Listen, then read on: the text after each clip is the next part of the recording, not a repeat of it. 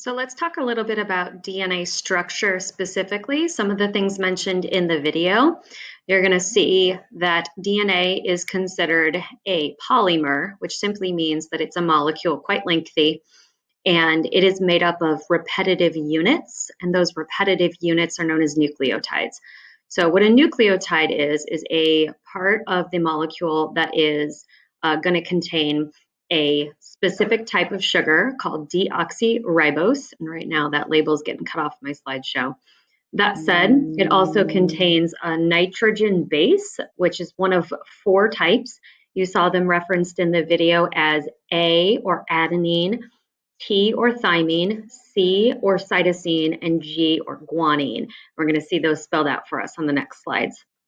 And then the third component that a nucleotide has is called a phosphate group. And what that is a phosphorus atom surrounded by oxygens.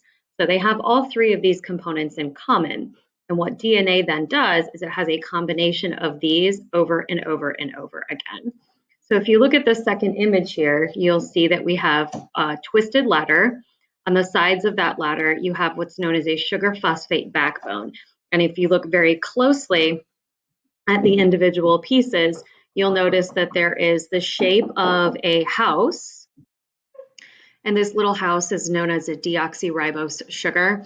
And then connected to it, you'll see the phosphates. And so that repeats down the sides, shown in blue here.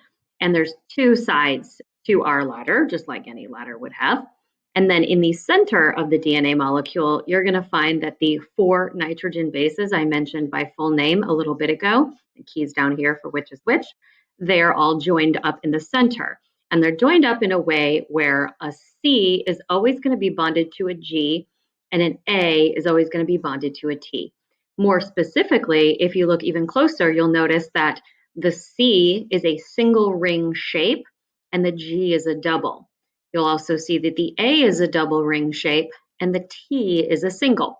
So we always have what are known as the purines connected to a pyrimidine.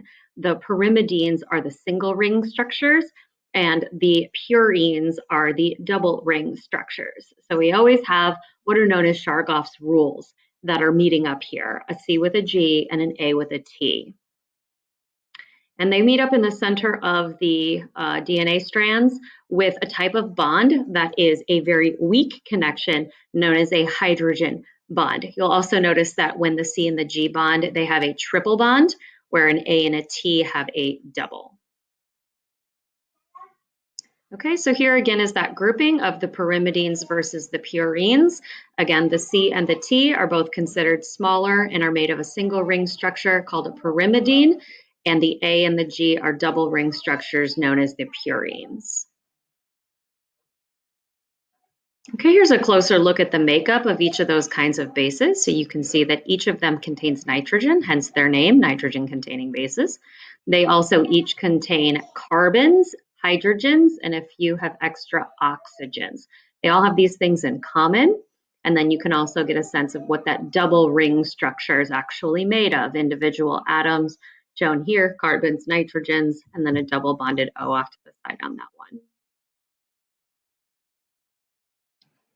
Okay, so I already mentioned this, but this just reiterates that each base pair is consistent of 1 purine and 1 pyrimidine, and they're always going to follow those Chargaff rules, A with T and C with G.